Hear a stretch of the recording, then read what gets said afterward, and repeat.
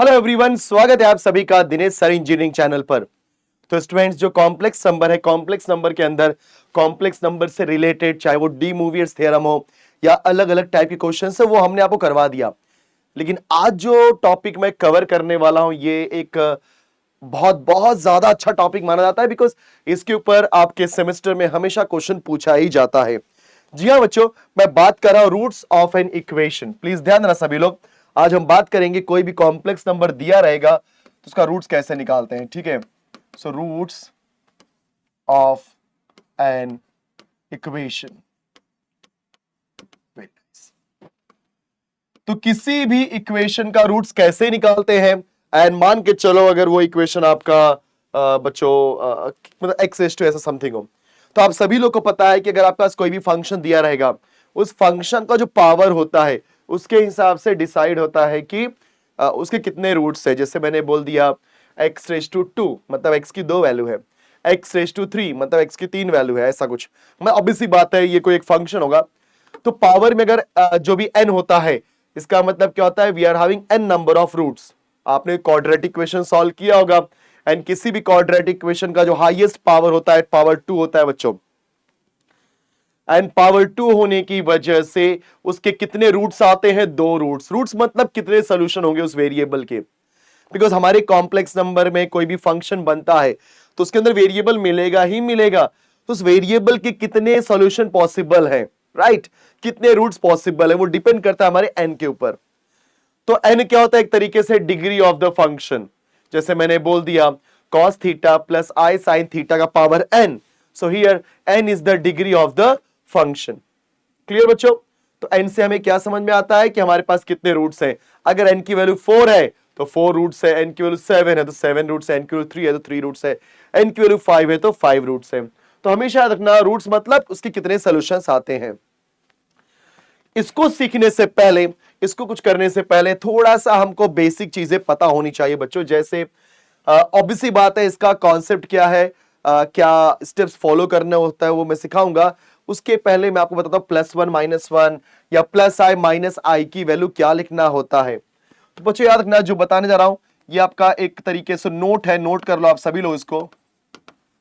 ठीक है, अगर आपको +1 आता है तो +1 के प्लेस पे हमेशा आप लिखोगे cos 0 प्लस i sin 0। बच्चों +1 के प्लेस पे क्या लिखोगे, cos 0 plus i sin 0। And बाद में इसे आप लिख सकते हो cos 2k pi plus 0 plus i sin 2k pi plus 0। Please, ये जनरलाइज फॉर्म है, ये स्पेसिफिक है बच्चों, cos 0 plus i sin 0। Because अगर आप को sin 0 निकालते हो, sin 0 क्या होता है बच्चों, 0, 0 इंटू आई 0, एंड cos 0 क्या होता है, 1 होता है। क्लियर बात समझना सभी लोग, मैं जो बोलना चाह रहा हूं। And cos 0 plus i sin 0 को बाद में आप क्या लिखोगे, जनरलाइज फॉर्म में 2k पाई। ये 2k पाई आपको याद रखना पड़ेगा। मैं यहां पे जितने भी रिजल्ट्स देने वाला हूं, ये सभी रिजल्ट्स में आपको 2k पाई यूज होगा ही होगा। इन केस अगर आपके इक्वेशन में -1 आता है तो -1 के प्लेस पे आप क्या लिखोगे बच्चों, cos pi plus i sin pi. Because sin पाई तो 0 ही होता है बच्चों, sin पाई तो 0 ही होता है, लेकिन cos पाई की वैल्यू क्या होती है, -1। अगर इसको मैं जनरलाइज फॉर्म में लिखने जाऊंगा तो क्या आएगा बच्चों, cos of 2k pi plus pi. Because कैसे लिखने का, 2k pi plus your angle, तो यहाँ पे एंगल 0 है इसलिए +0 +0। यहाँ पे एंगल पाई है इसलिए क्या हो जाएगा, 2k pi plus pi plus i sine 2k pi plus pi. Wow, ये बराबर था, यस सर। तो ये हमने बताया बच्चों किसके लिए, +i के लिए और -i के लिए। चलो अभी हम बात करने वाले हैं यहां पर +1 -1 के लिए। अब हम बात करने वाले हैं i के लिए, क्योंकि हो सकता है क्वेश्चन में आपको किसी भी फंक्शन के अंदर, किसी भी इक्वेशन के अंदर आपको i मिल जाए। तो जब कभी भी i मिलेगा आप क्या लिखोगे, sir cos 90 plus i sin 90। cos 90 की वैल्यू होती है 0, sin 90 होता है 1, सो 1 इंटू आई क्या हो जाएगा, i, एंड i प्लस 0 इज इक्वल टू i। इसको अगर आप जनरलाइज फॉर्म में लिखने जाओगे तो क्या लिखोगे बच्चों, cos of 2k pi plus pi by 2 plus I sin 2k pi plus pi by 2। Every time हम क्या लिखेंगे यहां पे पाई बाय 2 के रूप में लिखते हैं। ध्यान से देखियो सब लोग, ये याद कर लो, आपको किसी भी बच्चे को रटने की जरूरत नहीं है। वन आई मतलब, क्योंकि ये जो मैं बता रहा हूं ये सबसे इंपॉर्टेंट पैरामीटर है। अगर आपको ये नहीं समझेगा तो आपको रूट्स ऑफ इक्वेशन निकालने में बहुत ज्यादा डिफिकल्टी होगी। ठीक है, उसके स्टेप्स क्या होते हैं वो भी मैं बताऊंगा, बट थोड़ा पहले देख लेते हैं। सो वन क्या होगा बच्चों, cos 0 plus i sine 0। Then उसके प्लेस पे हम क्या लिख सकते हैं, cos of 2k pi plus 0 and i sine of 2k pi plus 0। Minus one है तो cos pi plus i sine pi लिखना है, और आई के लिए cos 90 प्लस आई 90। नाउ अगर आ गया माइनस आई तो क्या लिखना है बच्चों, cos पाई बाई 2, यहां पे लिख देना माइनस, ठीक है, आई साइन पाई बाई 2। और इसको आप लिख सकते हो जनरलाइज फॉर्म में, cos of 2k pi plus pi by 2 minus i sine 2k pi plus pi by 2। देखा आप सभी ने, तो ये प्लस माइनस किया था, हमारे पास वैल्यू आ गई। ये सभी को ये चार रिजल्ट पता ही होने चाहिए। अगर ये चार रिजल्ट पता है तो आप जो मैं सॉल्यूशन ऑफ इक्वेशन का कॉन्सेप्ट बताने जा रहा हूं वो बहुत ही सिंपल लगने लगेगा। अब याद रखना बच्चों, जब कभी भी हम बात करते हैं हमारे इस सॉल्यूशन ऑफ इन इक्वेशन के बारे में, तो जो हमारा सेकंड आता है स्टेप्स, क्या स्टेप्स फॉलो करना होता है। देखो बच्चों, स्टेप्स क्या फॉलो करना होता है समझ लेते हैं। स्टेप्स में सबसे पहले आपके पास या तो रहेगा मतलब अगर मैं स्टेप नंबर 1 की बात करूं तो या तो आपके पास रहेगा x raise to n is equal to any complex number, या तो आपके पास रहेगा f of x raise to n is equal to any complex number. मतलब आपको इसमें से कोई एक दिया रहेगा कैसा भी, या तो proper x raise to n का फॉर्मेट होगा या तो f of x raise to n होगा। ये बहुत इंपॉर्टेंट चीज है, ठीक है। मैं दोनों टाइप के क्वेश्चन कराऊंगा, लेकिन आपके पास इनिशियली क्या रहेगा बच्चों, या तो रहेगा x raise to n is equal to any complex number. अच्छा, कॉम्प्लेक्स नंबर की बात किया मतलब यहां पे कुछ भी हो सकता है, कोई नंबर भी हो सकता है, because any real number is a complex number, we already know that this concept. So x raise to n बोलूं या f of x raise to n बोलूं, दोनों का मीनिंग यहां पे लगभग नॉट सेम नहीं है, ऑब्वियसली बात है, वेरिएबल है, फंक्शन है, बड़ा दिखते सेम है, ठीक है। अब सबसे पहले आएंगे हम स्टेप नंबर 2 में। इससे हमें क्या, देखो अगर मैं बोलता हूं x रेज टू n, अब ये n कुछ भी हो सकता है, राइट, n की वैल्यू कोई भी एक इंटीजर हो सकती है मेरे प्यारे बच्चों। तो अगर मैं बात करूंगा n, तो यहां पे n क्या डिफाइन करता है, आपका नंबर ऑफ रूट्स। अगर यहां पे n की वैल्यू 3 है, दैट मींस दिस इक्वेशन और this function is having 3 roots, या this equation is having 3 roots. समझ गए। अब स्टेप नंबर 2 में क्या करेंगे, अगर हम स्टेप नंबर 2 की बात करेंगे तो सबसे पहले हम इस कॉम्प्लेक्स नंबर को लिखेंगे पोलर फॉर्म में। So write the complex number into its polar form. अब आप सभी को पता है कि पोलर फॉर्म क्या होता है। कोई भी कॉम्प्लेक्स नंबर आपको z is equal to x plus i y के रूप में दिया गया होगा, and if you are writing it in the form of r into cos theta plus i sine theta, मतलब जहां पे r भी होगा जहां पे थीटा भी होगा। r क्या होता है दोस्तों, मॉड्यूलस, थीटा क्या होता है आपका आर्ग्यूमेंट। तो फट से आपका पोलर फॉर्म में कन्वर्जन हो जाएगा। तो सबसे पहले आपने क्या किया, आपने चेक फंक्शन, फंक्शन के बाद आपने अपने कॉम्प्लेक्स नंबर को किस में कन्वर्ट किया बच्चों, ऑब्वियसली बात है पोलर फॉर्म में। इसके बाद हमारे पास जो भी थीटा होगा, प्लीज ध्यान देना, हमारे पास जो भी थीटा होता है उस थीटा को हम जनरलाइज करेंगे, जनरलाइज्ड आर्ग्यूमेंट। मतलब हम थीटा को बच्चों पे जनरलाइज करेंगे। इसका मतलब क्या होता है, जैसे अगर 0 दिया है तो 2k पाई प्लस 0, ऐसा, इसको हम बोलते हैं जनरलाइज फॉर्म या जनरल फॉर्म। ध्यान देना इस बात को।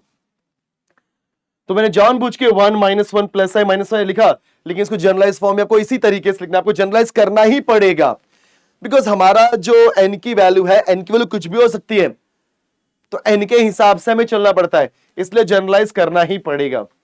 तो जैसे ही मैं जनरलाइज करूंगा मेरे प्यारे बच्चों, आपका पहला स्टेप था सेकंड पोलर फॉर्म में किया, आपने जनरलाइज कर दिया। सो आर्ग्यूमेंट को जनरलाइज करने के लिए आप देखोगे कि क्वेश्चन के अंदर 1 है क्या, -1 है क्या, प्लस आई है क्या, माइनस आई है क्या, उसके हिसाब से इसमें से कोई भी एक इक्वेशन आ जाएगा। अब जनरलाइज करने के बाद जैसे ही आपने बच्चों इसके अंदर जनरलाइज किया, right, in the next step हम लोग यहां पे क्या करने वाले हैं, ये जैसे जनरलाइज कर दिया ना, एन को हम उधर भेजेंगे, मतलब एन को हम क्या भेजेंगे, राइट साइड में। जैसे एन राइट साइड में जाएगा, कॉम्प्लेक्स नंबर का पावर 1/9 हो जाएगा, बिकॉज लेफ्ट हैंड साइड में पावर एन है। अगर उसको राइट हैंड साइड में भेजते हो तो क्या होता है, वो बन जाता है रूट, मतलब ऐसा 1/n। जैसे 2 है तो 1/2, 3 है तो राइट साइड में गया तो 1/3। मतलब कोई भी बंदा, कोई भी पावर अगर एक प्लेस से दूसरे प्लेस में जाता है तो हमेशा वो अपने आप को चेंज कर देता है। जैसे 2 मतलब रेसिप्रोकल में कन्वर्ट होता है। 2 है तो राइट साइड में जाके 1/2, 3 है तो 1/3, 4 है तो 1/4। तो ये हो गया हमारा प्रोसेस। ये प्रोसेस होने के बाद next and the last process हमारा होगा बच्चों De Moivre's theorem. And De Moivre's theorem के बाद आप थोड़ा सा सिंप्लीफाई करोगे, राइट, तो अप्लाई करेंगे हम लोग डी मूवियर्स थ्योरम। मतलब इन शॉर्ट हम क्या अप्लाई करने वाले हैं पे, De Moivre's theorem, right. So De Moivre's theorem में एग्जैक्टली क्या होगा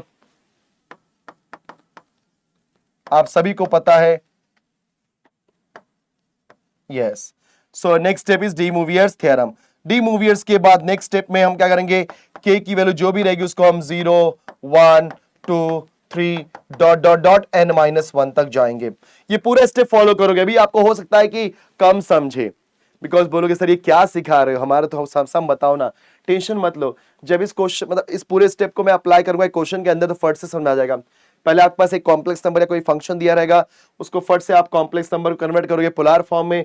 पोलर फॉर्म में कन्वर्ट करने के बाद जहां पे भी 1 -1 प्लस आई माइनस आई होगा उसको आप जनरलाइज फॉर्म में कन्वर्ट करोगे। जनरलाइज फॉर्म में करने के बाद डी मूवियर्स थ्योरम अप्लाई करोगे, मतलब पावर को भेजने के बाद। And last step is what, k equal to 0 1 2 3 n-1 के रूप में लिखोगे। So these are the general steps. चलो हम एक दो क्वेश्चन करने की कोशिश करते हैं बच्चों। ये देखो आ गया हमारा पहला क्वेश्चन आपके सामने दिख रहा है। एकदम ध्यान से समझने की करना कोशिश बच्चों, ठीक है। क्या लिखा है, सॉल्व द इक्वेशन x⁻6 + 1 = 0। मस्त क्वेश्चन है देखो, सिंस x⁻6 + 1 = 0 ये इक्वेशन है बच्चों। पावर में क्या है, पावर 6 है। इसका तात्पर्य क्या होता है, किसके कितने रूट्स आएंगे सर, इसके टोटल 6 रूट आएंगे, क्योंकि पावर 6 होने की वजह से 6 रूट आएंगे। फिर मैंने क्या बोला था, अगर आपको याद होगा फंक्शन के अंदर दोस्तों हमेशा लेफ्ट हैंड साइड में x या x⁻n होना चाहिए। तो उसके लिए हम क्या करेंगे, x⁻6 को यहीं पे रखेंगे, 1 को उधर भेज दो, तो 1 उधर जाके क्या हो जाएगा दोस्तों, -1। चलो अब -1 होने के बाद मैंने क्या बोला था कि हमने ये पूरा कर दिया ना, x⁻n या x⁻n होना चाहिए। वो होने के बाद अब हमें करना क्या पड़ेगा, हमारे जो कॉम्प्लेक्स नंबर है उसको कन्वर्ट करना पड़ेगा पोलर फॉर्म में। तो यहां पे -1 इज अ कॉम्प्लेक्स नंबर। कई लोग बोलेंगे सर किधर है कॉम्प्लेक्स नंबर, अरे है बेटा, ये कॉम्प्लेक्स नंबर ही है, because every real number is a complex number. किसी भी रियल नंबर को हम कॉम्प्लेक्स नंबर के रूप में लिख सकते हैं। कैसे, कोई भी नंबर है +0i लिख दो, तो 0i मतलब nothing, but if you are writing anything in the form of real part plus imaginary part, इसका मतलब वो होता है आपका complex number. So every real number is a complex number. So now guys x⁻6 हमने copy किया, -1 sir याद नहीं आ रहा है -1 क्या होता है, अरे याद कर ले, +1 cos 0 + i sin 0, और -1 क्या था, cos π + i sin π। क्या मैं सही बोल रहा हूं, यस सर सही बोल रहा हूं। तो it is cos π + i sin π। मैं अपने पूरे स्टेप्स फॉलो कर रहा हूं, एक भी स्टेप्स छोड़ने वाला नहीं हूं। देखा, तो पहला हमने x⁻n या f(x⁻n) equal to complex number के रूप में कन्वर्ट किया। कन्वर्ट करने के बाद +-1 को हमने क्या कर दिया, कॉम्प्लेक्स नंबर को कर दिया पोलर फॉर्म में, because -1 is a complex number.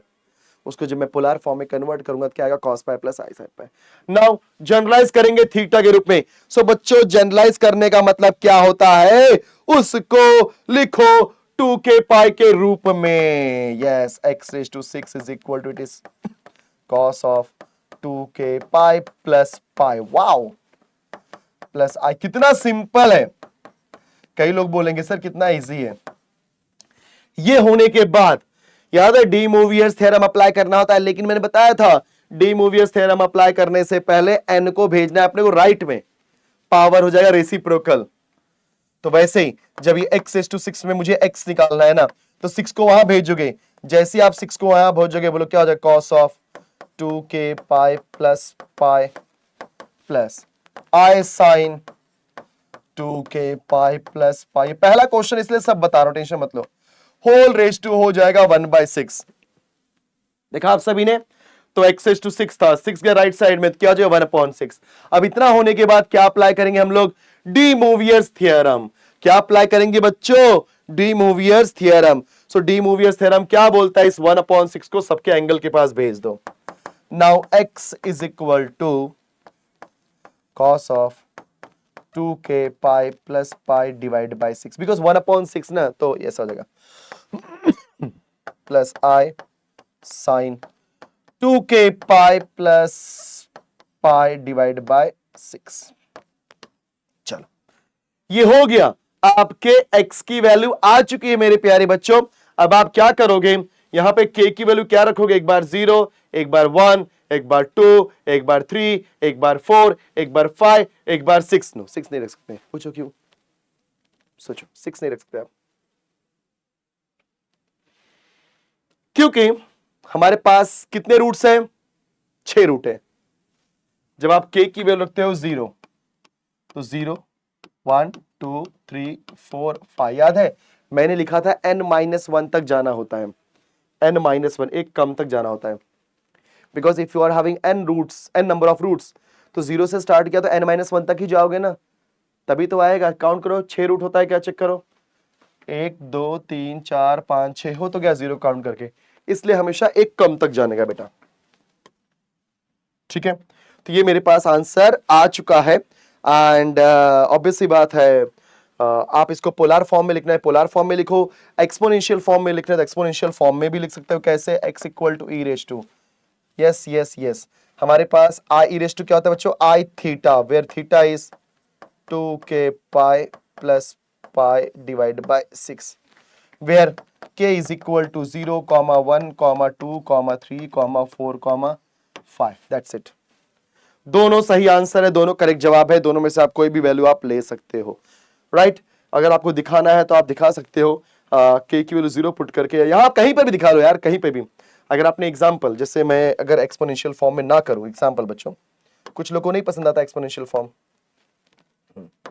अगर इसको मैं एक्सपोनेंशियल फॉर्म में नहीं करूं और डायरेक्टली k की वैल्यू निकालना चाहूं, तो k के प्लेस पर अपने अगर आपने 0 पुट किया तो क्या आ जाएगा, cos x equal to when k equal to 0, तो x इक्वल टू क्या हो जाएगा, cos 2k, मतलब k के प्लेस पे 0, तो 0 प्लस पाई, पाई बाई 6 जाएगा, cos of pi by 6 plus i sine pi by 6। Now when k is equal to 1, जब 1 रखेंगे तो 2 1 2, 2 pi plus pi is 3 pi by 6, तो x is equal to cos of 3 pi by 6। बच्चों 3 2 6 होता है ना, तो इसको आप लिख दो पाई बाई 2, तो cos pi by 2 plus i sine pi by 2। देखो ध्यान से, फिर जब मैं k के प्लेस पे 2 रखूंगा, so 2 2 4, 4 pi plus pi is 5 pi by 6, तो when k is equal to 2, तो x की वैल्यू हो जाएगी cos of 5 pi by 6 plus, ये सारे सोल्यूशन है, i साइन 5 पाई बाई 6। देखा आप सभी ने,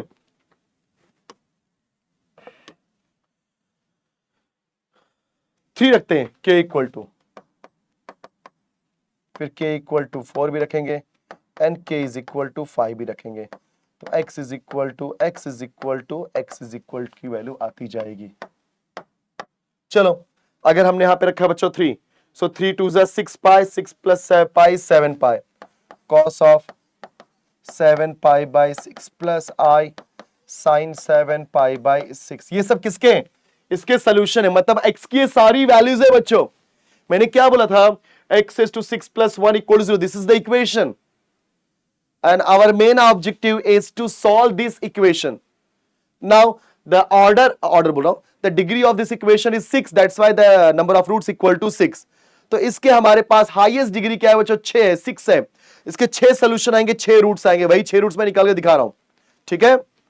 तो k इक्वल टू 4 पुट करते हैं, सो 4 2 जा 8, 8 प्लस 1 9, बराबर ना। 4 2 जा 8, 8 प्लस, देखो 4 2 जा 8, 8 प्लस 1 9, 9 पाई बाय 6, तो cos 9 pi by 6 plus i sine 9 pi by 6। आप इसको 3 2 3 3 से 9, 3 2 जा 6 कर सकते हैं, कोई दिक्कत की बात नहीं है। Now if you substitute k is equal to 5, so 5 2 जा 10, 10 प्लस 1 11 पाई बाय 6। ये हो जाएगा बच्चों आपका cos 11 pi by 6 plus i sine of 11 pi by 6। देखा आप सभी ने। तो इस तरीके से चीजें होती, गलती से मैंने लगता है यहाँ पे पाई बाई 6 लिख दिया, जस्ट वेट बच्चों, यहाँ पे 2 आएगा, यस 1 पुट किया ना, तो 2 1 जा 2, 2 pi plus pi 3 pi by 6, 3 pi by 6, 3 2 जा 6 बराबर है 2। सो इस तरीके से हमने पूरे 6 सोल्यूशन निकाल दिए। आई होप कि सभी को ये क्वेश्चन समझ में आ गया होगा, कोई दिक्कत की बात नहीं है, मैंने पूरा कॉन्सेप्ट बताया, क्वेश्चन बताया। चलो एक और क्वेश्चन कराता हूं बच्चों, बिकॉज मुझे ऐसा लगता है कि एक और क्वेश्चन तो बनता है। हाँ ये देखो लगभग सेम ही क्वेश्चन है, सेम चीज करूंगा। अब इसके अंदर मैं स्टेप बताऊंगा नहीं, डायरेक्टली करूंगा। तो सिंस बच्चों x raise to 6 minus i is equal to 0 है, पहला स्टेप अपने को x या f ऑफ x को अकेला करना पड़ता है। तो x raise to 6 is equal to i, right side में हमेशा कॉम्प्लेक्स नंबर आता है, नॉट नेसेसरी कि एवरी टाइम i आए, कोई रियल नंबर भी आ सकता है, because we know that any real number is a type of complex number. x raise to 6, i मतलब याद है बच्चों cos pi by 2 plus i sine, just अभी मैंने एक्सप्लेन, याद कर लो, i साइन 90। फिर इसको हम जनरलाइज करेंगे, तो x रेज टू 6 क्या हो जाएगा? cos of 2k pi plus pi by 2 plus i sine 2k pi plus pi by 2। Wow, सही बच्चों। फिर 6 को हम वहां भेजेंगे, तो क्या हो जाएगा बचेगा x, तो ऑटोमेटिकली इधर का पावर क्या हो जाएगा सर? 1/6। ये हो जाएगा आपका cos of 2k pi plus pi by 2 plus i sine 2k pi plus pi by 2। वाह, देखा आप सभी ने कितना आसान तरीके से मैंने कर दिया इसको। सॉरी। तो हमने एकदम बढ़िया तरीके से इसको करा हुआ है। इफ यू वांट आप इसको क्रॉस मल्टीप्लाई कर लो अंदर, तभी आप डी मूवी थ्योरम अप्लाई करने में मजा आएगा, राइट ना। देखिए हम लोग करते हैं यहाँ पे। तो बच्चों ये क्या हो जाएगा? Therefore x is equal to, देखो 2 2 जा 4, cos ऑफ 2 2 जा 4, 4k pi plus pi, 4k pi plus pi divide by 2। Correct है क्या? यस करेक्ट है क्या बच्चों? जी हाँ करेक्ट है। प्लस i साइन 2 2 जा 4k pi, 4k pi plus pi whole divide by 2 का पावर 1/6।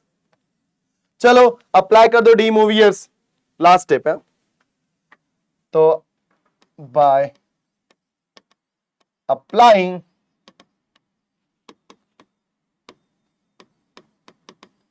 डी मूवियर्स थियरम, बच्चों आपके x की वैल्यू क्या हो जाएगी? ये 1/6 आएगा। 1/6 मतलब 6 2 जा 12 हो जाएगा ना, 6 2 जा 12। तो cos of 4k pi plus pi divide by 12 plus i sine 4k pi plus pi divided by 12, right?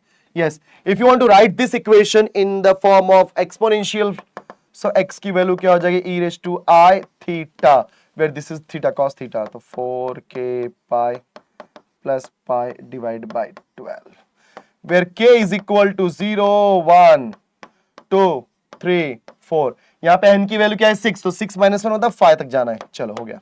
So this is the answer. तो मैंने बच्चों आपको पूरी वैल्यू भी निकाल के दिखाई कि आपको वैल्यू कैसे निकालनी होती है, राइट। और इस तरीके से मतलब दोनों में से कोई भी आंसर लाओ, आंसर सही रहेगा। आई होप कि सभी को ये पूरा कॉन्सेप्ट समझ में अब आ गया होगा दोस्तों। कि किसी भी कॉम्प्लेक्स नंबर के रूट्स को कैसे फाइंड करते हैं, उस इक्वेशन को कैसे सॉल्व करते हैं। तो आज के लेक्चर में हम इतना ही करते हैं मेरे प्यारे बच्चों। एंड जाने से पहले एक चीज मैं बता देना चाहता हूं फिर से एक बार कि ये सारे जो भी आप टॉपिक देख रहे हो, ये topic already Dinesh sir engineering app के ऊपर अवेलेबल है। आप एक बार जाके विजिट करो। विजिट इसलिए नहीं करो कि वहां पे ऐप के ऊपर कोर्स अवेलेबल है, बल्कि वहां पे जाकर के आप ये जो भी मैं सिखाता हूं इसके सारे के सारे नोट्स आपको मिल जाएंगे फ्री स्टडी मटेरियल के अंदर। और if you want to purchase the course, yes, सारे कोर्स एक मिनिमम अमाउंट में दिए गए हैं, एकदम बेहतरीन तरीके से, एकदम डिटेल्ड लेक्चर और मैक्सिमम ऐसे क्वेश्चन जो एग्जाम में आते हैं, एकदम बेहतरीन तरीके से सब कुछ सिखाया गया है। मिनिमम अमाउंट पे दिया गया क्योंकि दिसंबर में आपका एग्जाम है मेरे प्यारे बच्चों। एंड मैं नहीं चाहता और आप भी नहीं चाहोगे, नॉट मैं, आप नहीं चाहोगे कि आपका किसी भी तरीके से जो क्रेडिट स्कोर है वो डाउन हो। जो थर्ड ईयर या फोर्थ ईयर के अंदर, थर्ड ईयर के बाद फोर्थ ईयर में जब कोई कंपनी आएगी तो आपके पॉइंटर की वजह से आपको रिजेक्ट कर दे, आप कभी नहीं चाहोगे। इसलिए पॉइंटर को अगर आपको मेंटेन करना है तो कहीं ना कहीं मैथ्स एक ऐसा स्कोरिंग सब्जेक्ट है जिसमें आपको बहुत अच्छे मार्क्स लाने पड़ेंगे। बट वो कब आएगा? जब आप सही टाइम पे अपने सिलेबस को कंप्लीट कर पाओगे, सही टाइम पे सारी चीजें प्रैक्टिस करोगे, तभी ऐसा होगा। अदरवाइज कैसे होगा? क्योंकि दिसंबर मिड में आपका एग्जाम आने वाला है बच्चों। प्लीज अच्छे से प्रिपेयर करो, बेस्ट वे से प्रिपेयर करो, सारी चीजें अवेलेबल है, जा करके देखो, परखो। एंड उसके बाद यार जो हमारी दिनेश सर की टीम, आप जानते ही हो कि यार हर चीजें हमेशा आपको बेस्ट वे से देती है। एंड जाने से पहले इस वीडियो को लाइक कर देना मेरे प्यारे बच्चों, अपने दोस्तों में शेयर कर देना। एंड इस चैनल को अगर आपने सब्सक्राइब नहीं किया है तो प्लीज फटाफट कर दो, क्योंकि इस चैनल पे आपको मिलने वाले इंजीनियरिंग के सारे one of the best teacher के थ्रू आपके लेक्चर्स। ठीक है students, so thank you so much everyone for watching this session. मिलते हैं नेक्स्ट लेक्चर में, तब तक के लिए keep learning, keep practicing and जय महाराष्ट्र माय डियर।